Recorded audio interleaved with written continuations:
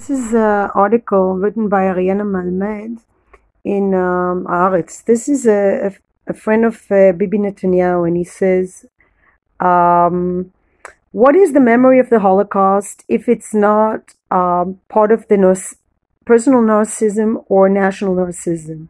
Two public shows that happened yesterday were Nicole Reitman and Benjamin Netanyahu prove it well.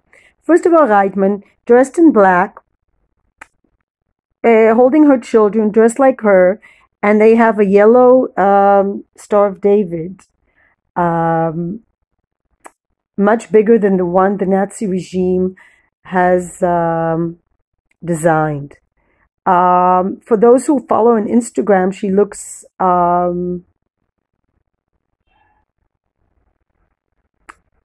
she has no facial expression. For those of us, for this culture that has, she's the result of this culture. She's a guest in the Prime Minister. She's a friend of the Prime Minister's wife, and she's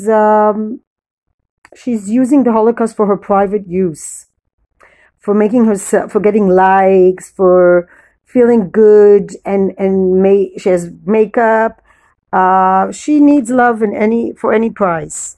However, the yellow star that she put on her chest is no different than all the other fashionable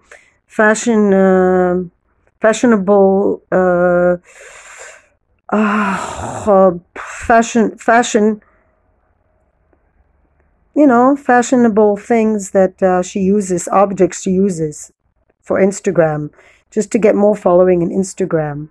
Whether it's a Chanel bag, whether it's whatever, Star of David, everything is in order to make her feel that she has power, rich and powerful. So she says it's no different than how we're using the Holocaust to feel better. And just like the Prime Minister said yesterday in the Holocaust Museum, Yad Vashem, unlike the Holocaust, this time we stopped the danger on time. So he says he's not comparing the Holocaust, but he's actually comparing the Holocaust to identifying a danger. And actually, people did identify what was going to happen. Actually, my great-grandmother on my mother's side, the mother of my grandfather, left in 1933 with her daughter.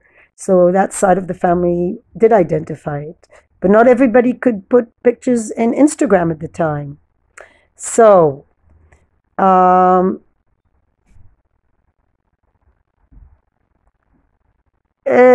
it's using the Holocaust. Okay, I don't know. But on the other hand, this article, I don't like that it says that the Air Force flying over Auschwitz is also an act of using the Holocaust for grandizing, making Israel look like really old, powerful. It could be, but the context is that the Jews were really helpless. They didn't have an army or anybody backing them up. They were fighting for Austria or Germany or whatever country they were living in, and yet they were all of a sudden the victims just because they're Jewish. So I don't know, but this looks like a Barbie doll. The Barbie doll with her kids. And I must say, child obesity is also a problem. And for a little fat girl with the Star of David, it's just, I don't know. It's such in bad taste. Sorry, little girl, but you're a little overweight. Your mother looks very thin and fit, and you look like you need exercise. You maybe need a change of diet, not somebody putting a Star of David on you. I agree that this black and white, I mean, this is disgusting. What is this? Barbie doll with the Star of David. On the other hand, I don't know. Is flying the Israeli Air Force over Auschwitz an act of using the Holocaust for Israel? No. It's a fact that the Jews didn't have anyone protecting them. And Israel, one of the jobs of Israel, the tasks is to protect Jewish people wherever they're attacked. Of course, it's a job that can only be done in the country. Can't go to New York or wherever there's an anti-Semitic attack and protect the Jews. The Jews need to want to be protected first of all. But this is like disgusting.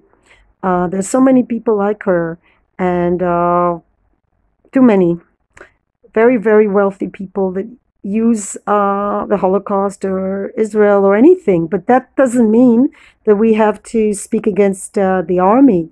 I don't think Bibi Netanyahu or the Israeli army should be in the same category. Yeah. I wish that the political attacks against Benjamin Netanyahu would not include other matters, although she is his good friend, but I wish they would include the army.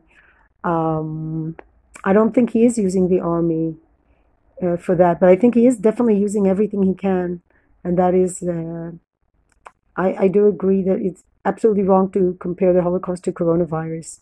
I mean, anti Semitism is a virus, but it's a kind of virus that is fed through ignorance and through bigotry and through religious bigotry, where your religion is better than the other, and using all kinds of myths, false myths. They blame the Jews for all kinds of things um, through the use of religion, the abuse of religion, I might say. Religion can be a beautiful institution, but when it's used to attack other people just because they don't agree with you, then it's abuse. So sorry to say, but yeah, it would have been a better article if it hadn't been so inclusive of everything that has to do with the Holocaust in Israel. And I wish they wouldn't generalize everyone. You want to attack Benjamin Netanyahu, there's enough things. But that speech, I didn't hear it, but if he did in fact compare coronavirus to the Holocaust and catching it in time, I don't know. What does it mean catching it on time? This woman doesn't have a problem with money, obviously. There are people that will not even feel it. They don't get taxes. They don't have a tax rise. You know, people that don't have a job now aren't getting compensation, and the rich are only getting richer, and the poor are only getting poorer. And this is a metaphor for everything in Israel, it seems. Also, education. That's what I've heard years ago from a professor of education that said the rich are getting richer and the poor are getting more poor. And that's an education that people that have money, they provide private lessons to their kids and everything. And people that don't have any ability, don't even have a computer maybe for every child, the children can't study now that the schools are closed. And is it such a big danger for the children that we have to shut down the entire economy? We just saw a film from Amsterdam where Holland, things are not shut down. And yes, people die, but mostly affects elderly people with health problems. So economical problems will also affect health. People don't eat right. People don't have enough to eat. Anxiety causes stress and causes diseases, heart problems, and can cause death, probably more even than the coronavirus. I'm guessing, because stress does cause a lot of health issues. So we have to ask ourselves, should we compare coronavirus to the Holocaust? And should we compare anything to the Holocaust? And should we not deal with the coronavirus in a better way rather than to win it as a political victory? If you indeed care about your country, why do you always have to use everything as a political victory? And our health minister continues to be, in the new government, still a follower of a very extreme sect called Gore. If you haven't seen Unorthodox, this is the sort of sect. They put dead animals on their heads on Saturday, these fox hats, and they have primitive Middle Ages mentality. And this is the man who makes decisions about health. There's not enough Jewish doctors that we have to have a man who believes doesn't believe in science as our health minister. I don't know. This is the big question we should ask. I would like to see articles about that. Why do we still have the same health minister in the new government? Is he so amazing? I don't think he even has matriculation. I don't know what makes him a health minister except political pressure. Political pressure of a tiny sect called Gore, whose people don't serve in the army, and he gets a reward to be our health minister and to make important decisions. And that affects our economy, that affects everything.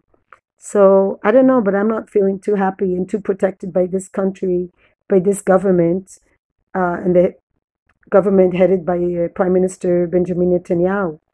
So many of us have voted for an alternative prime minister, and we just wait and count the days until he leaves.